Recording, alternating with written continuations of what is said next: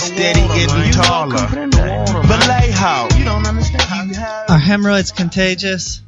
I hope so, because all the altar boys at my church were walking around with the same limp. So, welcome to the White Bronco Show. New little sexy intro I'm working with tonight. Is that true? You only like altar boys with limps because they're easier to catch? I mean, when they're all walking with the same limp, hopefully they're all been on the same dirty toilet seat. Or maybe my German priest who's 6'4" had something to do with it. I don't know. But he's a big man. Welcome to the show. Tonight we have glass artist David Tremayne. Welcome. What's going on, man? Where can people find you first and foremost? On Instagram, your name? Chow Glass. Chow Glass. So let's get you into the mic, dog. All right, there we go. All right, so tell us about how you got into glass blowing. I was always a collector growing up. I was a big pot smoker. I can vouch for that. We blazed some chrons. A lot, Yeah. And so I was always buying glass. And then after moving back from Oregon, I met some glass artists in Southern California, and I was buying glass from them regularly. Asked them what I needed to get going, and got a list of things. And why did you leave Oregon? Just wasn't digging it. The weather was different, people were different. I've grown up here, in SoCal my whole life, and so it was just a change of pace, and I wasn't down for it, so I came back. And when I did, you came back with some Birkenstocks and a ponytail. No, I came back and I was like just trying to think about what to do. And so I hit my buddy up and asked him, and he told me, to get a torch and a kiln and different stuff. And so he said if I bought all my own equipment, so I had enough that if I left his shop, I could go home and practice on my own, he would give me lessons. So I bought all my How own much is stuff. all the shit? I mean, it depends. You can buy stuff used and get it fairly cheap. I think I spent about $7,000 on, a kiln, torch, hoses, lines, regulators. And how long had you been doing it before you bought all your own stuff? I hadn't even touched it yet. You just were like, I'm just gonna fucking fuck do it. Just going for it. Are you good at drawing or? I mean, I draw stuff and I'm decent. I'm not anything special or good at it. I've always been somewhat artistic, but I just like pipes. I like glass. The art form, I've always been into it. I've always bought cool pieces. And so, when I wanted to do it, I was just like, fucking, I'm going for it. And so I bought all the stuff, hit my buddy up, gave him $1,000 for like beginning lessons, took 4 lessons from him and just kind of went from there and did it on my own for like a year. Was making like spoon pipes, dabbers, little stupid trinket shit. Yeah. And then, after a while, I went back to him, was like, yo, I want to like get better at it. I want to be around glass artists. So he at the time was working like building IDAB glass up. And so he brought me into their studio and I was working with them. And, I was there for about a year, and then I ended up going back to my house and working out of my garage for another year. And then just recently in the last 6 months, I've come and I'm actually local to here. I have a shop not too far away with some friends. And that sounds exactly like my whole comedy career. A lot of garages and coming back to here. But exactly, Hey, I started doing comedy about the same time you started blowing glass, dude. So yeah. It's cool, man. And we've rooted each other on. And for sure. you're like infiltrating the world. And you sell all your glass on Instagram, which is so fucking tight, man. Yeah, like people sure. might 2 years ago been like, that's crazy. But as big as Instagram is now, and like going forward, it's not going to surprise people. Yeah, it's like it probably does at first. Instagram's cool because it's free advertisement, straight up. Like, yeah, I can post on there. It doesn't cost me anything. I post daily life stuff, whatever. And as of right now, I have like 13,500 followers. So just through them, if I post something up, they're going to find someone who's going to be, or someone on there is going to see it and like it and hit me up about it, or they're going to tag one of their friends in it and their friend's going to see it and like it and probably start following me as well. So the followers just keep adding up. What's the furthest you've shipped one of your pieces? I've shipped to Canada. I've shipped all over the East Coast. What do you use? USPS. Oh, okay. Because one of our sponsors. No, I'm just kidding. We ain't got no sponsors, Doug.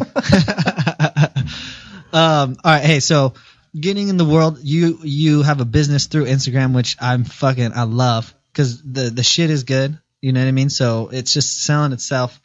But you,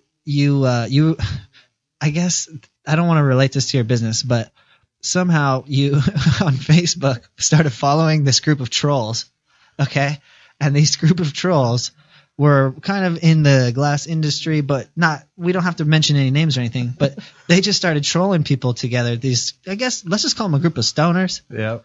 Right. And, tell me about some of the people that you got to have the pleasure of them watching these guys troll on. All right. So the group started out trolling within itself, and people would post things on the group, and I like it. I like these guys already. They started this troll where anytime someone would post something, they would just post a mass of pugs, and it would just be different pictures of pugs, as memes, dressed up as like gangsters or, hoes or whatever. And they would just like post all these comments of pugs and basically just make people delete their posts. And this went on for, months, and it basically took the page over. The page never was taken seriously after that again. Mind you, there's over 15,000 people in this group. So anytime new people would come in, like, okay, if a girl would try and start trolling on one of these posts, everyone would post tits or get the fuck out. That was like the thing. If a girl posted, people would just be like, tits or get the fuck out. If she didn't post her tits, no one would give her respect. But certain girls would just post up their tits and be like, shut the fuck up, and so it was cool. It's a real gang initiation. Everyone would be like, all right, you're chill, you're cool, Right. Let her in. So, let her in. Yeah, we exactly. Jumped her ass. It was funny. And it got to the point where they stopped trolling within the group, and they started reaching out to other groups and just finding groups to troll. And so they found like a group that was like Christians Against Dinosaurs. And started such a good group to go after. They start posting like Jesus riding T-Rexes and just stupid shit, and just started like trolling these groups pretty hard. They also went to like a recovering meth head group, Oh, so this is the best one. So there's this group, and it's all like recovering meth addicts, and so they start going and adding themselves, and then they're like, oh, I've been thinking about trying this, and they got all these comments from recovering people like, no, don't do it, and they're like, oh, I'm getting pressured into it. I think I'm going to do it right now. And all these people are sitting there like yelling at them like, no, don't. Like, and you as a fan, you're just sitting back and watching these guys. This was like, I'd wake up every morning like, who's getting trolled today? Right. And like, just go start reading through the group, But when they went after the recovering meth page, their game plan was, hey, let's tell all these guys we're about to go first time all in and just make them try to help us, and let's laugh at them, go after our cry for help. It was pretty ruthless, pretty bad, and certain people would get offended and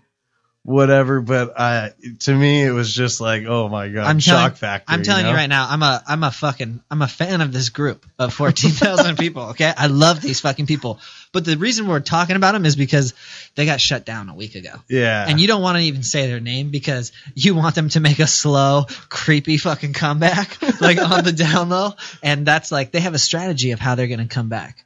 But hopefully they do come back, and they come back strong. But you were telling me earlier that they fuck with someone's dad. Also, because people's like families connected to him, and then some girls said something, and then was that connected to the Juggalo story? Or yeah, tell that story. So they're trolling this group of like ICP fans of Juggalos, and some kid starts talking to this Juggalo chick, and she starts sending him dirty videos of her. And so he starts posting them in the group for all 14,000 people to see. Right, it's a gang. So people start like hitting her up and like adding her and like, just trolling her. And then people start adding her family and like her dad, and they tag her dad in like a dirty video that she sent this kid. And then she just like basically is like, all right, fuck all of you, and posts an even worse, dirtier video in the group. And like, you have to explain both the videos, bro. The first video was her sticking 6 strawberries in her vagina. yeah, it was pretty bad. Okay, so then they tagged her dad in that fucking video on Facebook. Facebook didn't pull the video, but they let her dad get tagged in it like fucking 5,000 times, and then and then she comes back because she's a juggalo, right? Yeah. So she comes chick, back whatever. with another video of her and a steak knife. And what was she doing? Doing dirty things with a steak knife. And was she just kind of slapping it on her pussy, or was she sticking it in? She was full inserting and basically just like. Fuck, so it had to be a you. fake knife, right? No, I don't think so. It was pretty. I mean, she was Holy going shit. slow, but at the same time, it was pretty gnarly. It had to Everyone in the group was like, "What the fuck?" Like, Hey, she that- literally that was the was like breaking point. like the first person to actually like shut the group up. Like, holy fuck, what are you doing? You know? I've lost respect that they got shut. Got shut up, but they at least they commented. kept like, trolling for sure, but like Yeah. everyone stopped for a Like- second. It was like a moment of silence. Like, oh fuck. She just steak knifed that shit. Do Yeah. you think it could have been fake? Like I mean, no. we've seen bootleg pornos with 3 tits that No, I believe is mean, real for no. years. No, I don't think was capable of, making it look real, and no, Hey, it was pretty bad. I mean, I guess if there was ever a point that the group got silenced, that would have been it. Yeah, pretty much. It was. And okay, I'm just like, I want to fucking find these guys. I want people listening to the show to be able to find these guys and shit, and be able to be fans of fucking troll groups who are going after like Christians who hate dinosaurs. Because I fucking love dinosaurs, bro, and I hate Christians.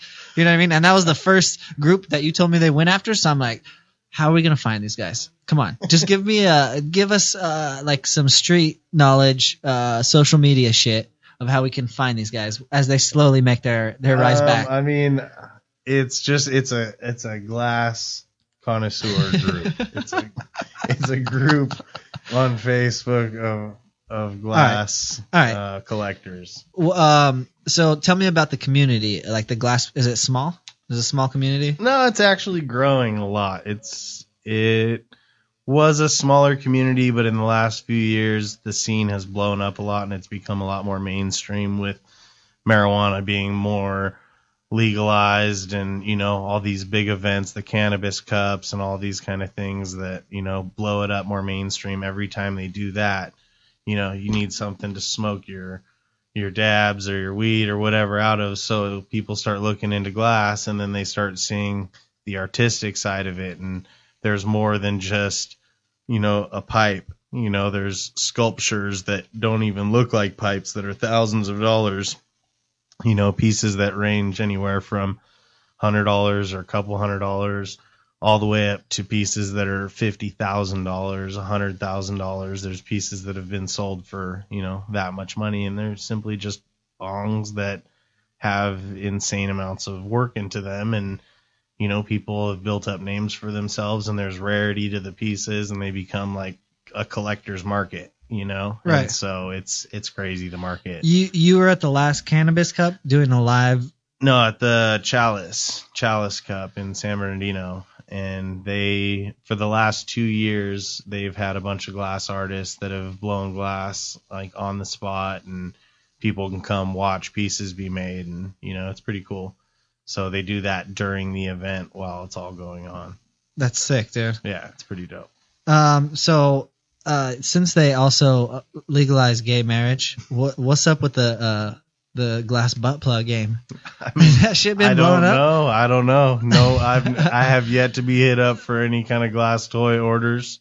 Really? So Yeah, I mean, I got a lot of truck driving lesbians who listen to this shit. So what if they hit you up for like a big old fucking cock? Would you make one? I mean, if they make the money worth the while, I mean, why wouldn't I? Can people like send you a sketch of kind of what they want, and then you make it? Has anyone ever done that? Or What about a mold? No, it's not really a mold. That's not how it's made. Everything's more of like built and sculpted out of the glass.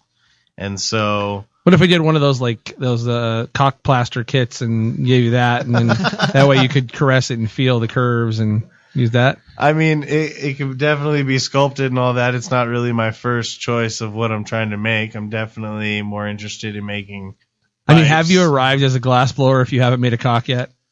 I don't know. I know I have a lot of friends who have blown glass for many more years than I have, and they used to make a living off of it, you know. But I have buddies that said that whenever they needed money, they would make a bunch of dildos and go to the sex shops and make a bunch of money.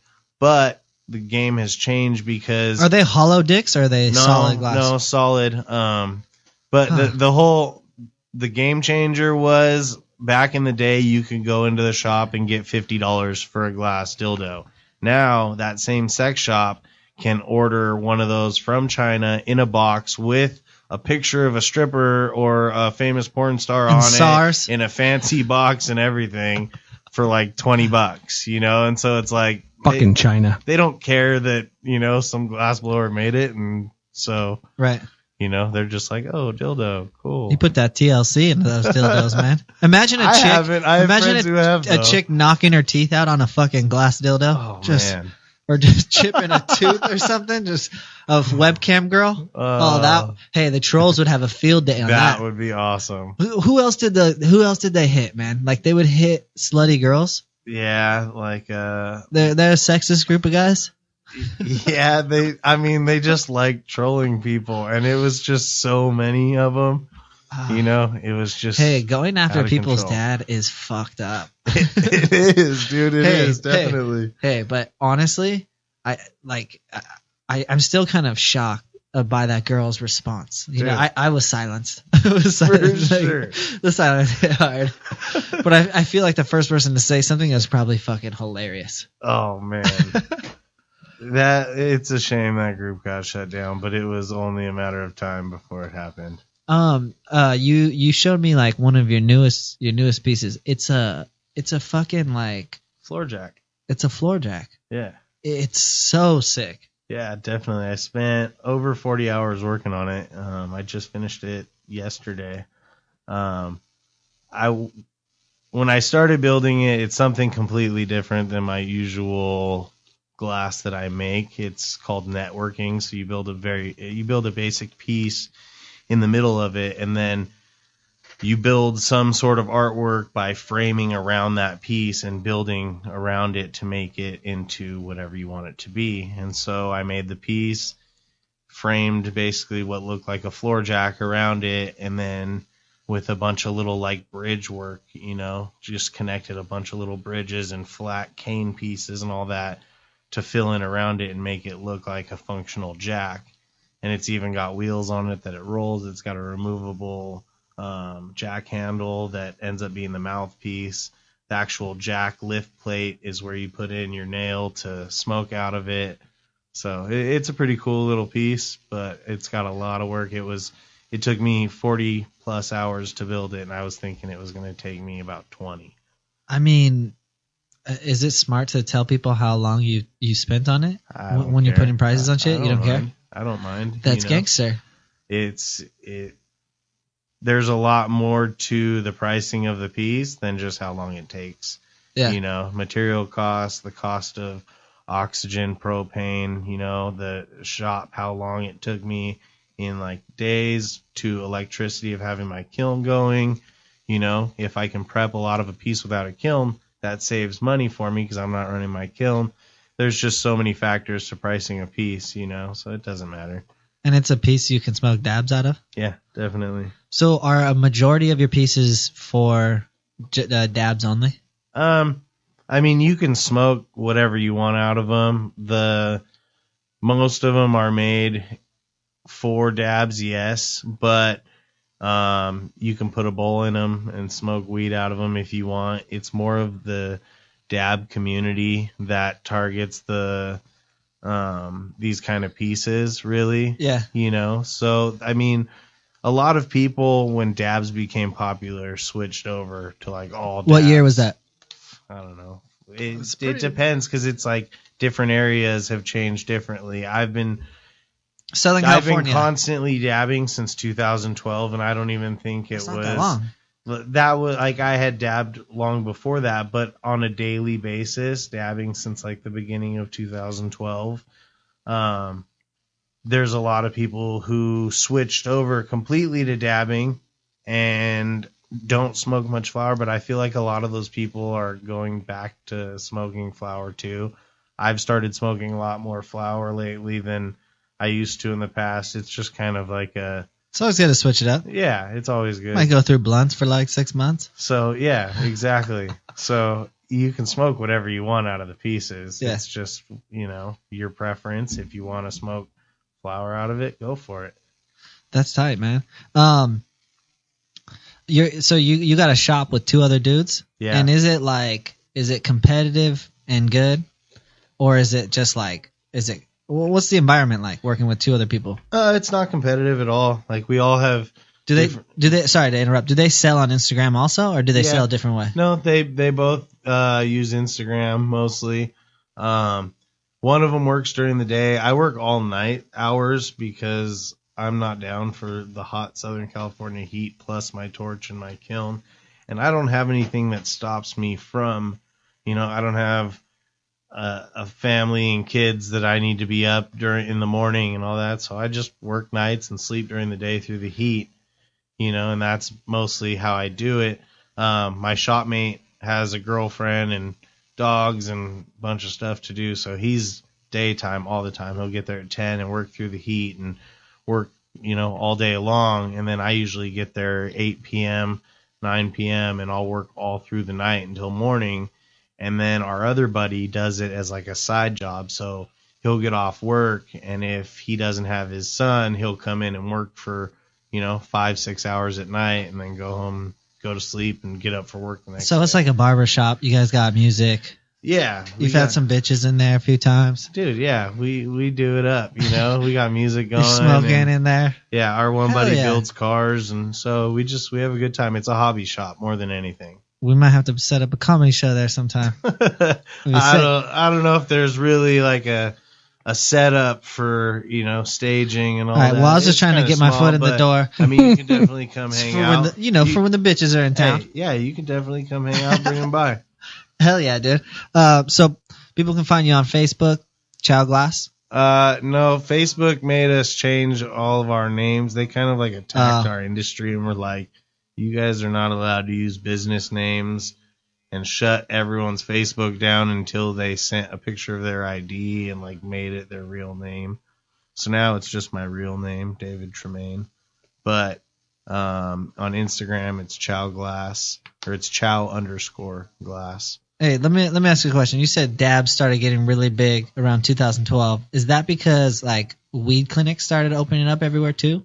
I don't know. I feel like more common people can buy like fucking wax. I feel like it's a combination of everything. It's kind of like the process of making BHO became more known. People studied it more and kind of figured out, safeties of it, and not saying that it's safe by any means, but, people were figuring out how to purge it correctly, and it just became more popular. And then with this whole glass thing too, with our art scene blowing up, that brings more people. They see our art and they're like, man, what are these people smoking out of this? Oh, they're smoking dabs out of it. And then that brings them into the community, and they're wondering like, where they can get dabs from. And it's just kind of like a big, it's a big circle. It's dope. And what also got cracking in 2012 around here is all these motherfucking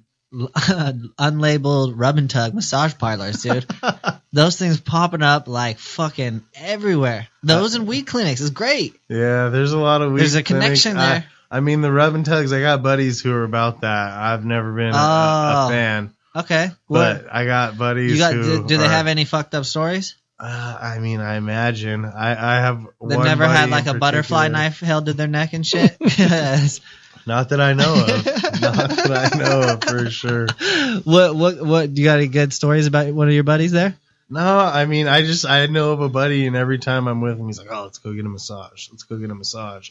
And he knows where all the spots are. He can tell you like, "Oh, they got good young girls in there, or like they got the old ones in that one." Like, it's funny. Like, he knows what's up, but I'm never down to do that with him. I'm not down to pay for it. I'm good. I'm glad that the clinics are opening up. You know what I mean? And if you see how much money Colorado made, and you see that they fucking just broke the law in all 50 states on gay marriage, that shit's gonna happen, dude. And then your shit's gonna like just really, really fucking. You're gonna be in demand, man. Like way more than you are now.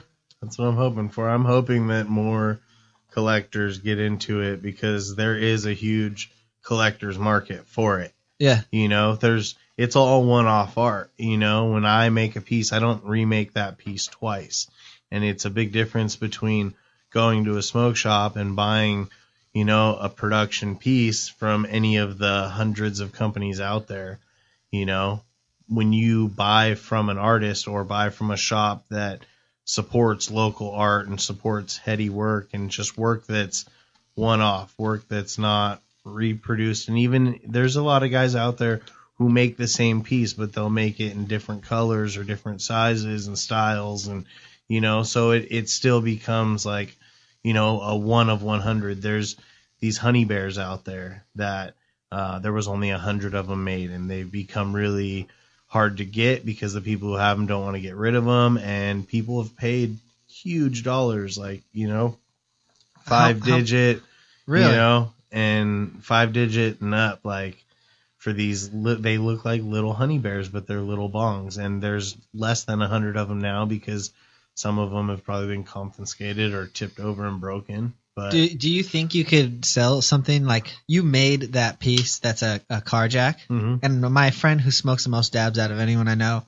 is a mechanic. So like this fool would buy that in a heartbeat. But like, do you think you could create something big enough or whatever that you could sell for 5 digits? Because like my friends fuck all these artists out in Venice Beach, and I go to art shows, bro. And these fools like are selling paintings that they'll maybe put 40 hours on for over 10 G's. And I'm just like, holy fuck. You know what I mean? And like, you could be on that level, but I think it would just have to be big enough, right? You'd have to do a big ass piece. Find that target market, hey, know, like you got to do something funny. Like you got to come up with something like, I don't know, man. The most memorable bong I've ever seen was in 5th grade, and I didn't even smoke weed back then, but it was Cartman's head. And I was like, wow, it kind of makes me want to blaze trees. And I was like, that shit is tight. You know what I mean? Yeah. And like, I that's the one that got away. You know, I couldn't sneak it back in 5th grade from Hawaii, but exactly. You know, do something like a piece with like Michael Jackson dangling the baby, or like, you know what I mean? Like some shit like that. Oh, man. Something along those lines. You know, it's like that. The side of the building, or something along that line. I think you can hit 10 digits, bro. And I mingle, I rub shoulders with these people at these art shows. You know, I'll get your shit in. You know, it's just having that market. If you find the right buyer, and they're, you know, really what it is it's a hype that builds that kind of market. And when you, like right now, I would have to spend a lot of time on a piece to really even want to charge that much. But you get these guys who make something, and now all of a sudden there's all kinds of people who want it. There's supply and demand, and if their demand gets too high, they're obviously going to raise the price, you know, because they can get more out of it. I don't have that quite, you know, like I just don't have that kind of supply. I'm comfortable with what I make. I make, you know, a decent amount, and I'm happy with it. So I don't necessarily need that.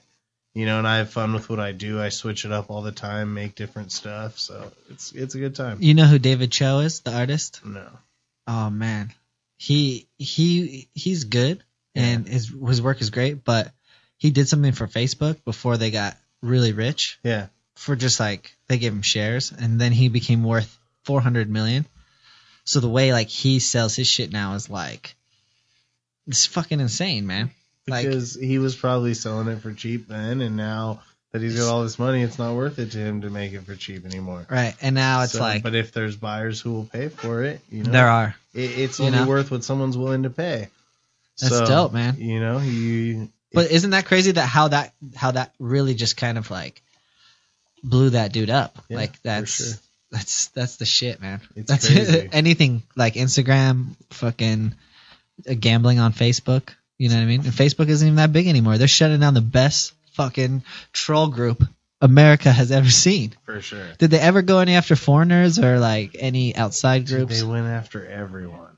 If they could, there was constant posts every day of them trolling someone, and certain ones would just catch on, and you'd look and there'd be a post and you'd be like, oh, that's really fucked up, and then you'd see like 900 comments and it was only posted like 35 minutes ago, and you're like, what the hell? By the end of the day there's so many comments. It's like a morning newspaper. You just read through comments. It's the best all day. It's the best. It's so funny. I hope we can catch up with these guys in the future. Yeah, I hope they blow back up. I think it may have been, the end of something that big, but I think it may build slowly in the future. It's gonna build like your career coming up here. It's gonna once they legalize weed in California, you're gonna be too rich to be a guest on this show. You know what I mean? I'm gonna be flying you in from Cancun and shit. I don't even know, dog. You'll be blowing glass from a fucking Incan mountain. You know what I'm saying? I don't know. Chow Glass on Instagram. Hit him up if you want a piece. He's making me the Michael Jackson dangling a baby pipe. So you want to buy that? I'll be selling it in Venice Beach, baby. White Bronco Show. We'll see you next week. Thanks, David. He was speaking Islamic, but I can understand it. He said, Al-Bubu, the eagle has landed. My reply,